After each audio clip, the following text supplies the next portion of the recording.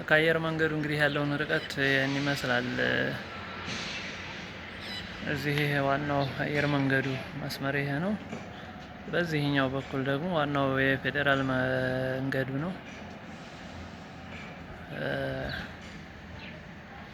ያው መካከል ላይ ነው ያለው ለማለት ያክል ነው። እንግዲህ ርቀቱ ይሄን ይመስላል።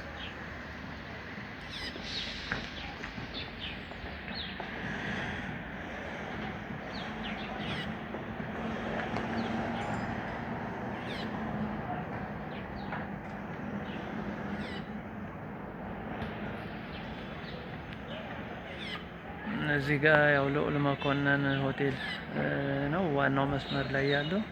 ከሱ ጀርባ እንግዲህ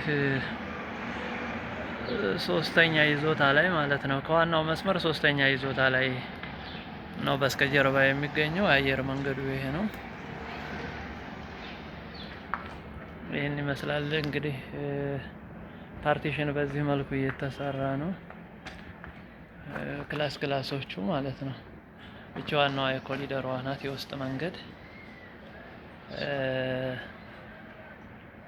ብዙ አለ ይሄኝም ባይሆን ይሄኛው ደግሞ መኝታ ቤቶች ናቸው። እነዚህ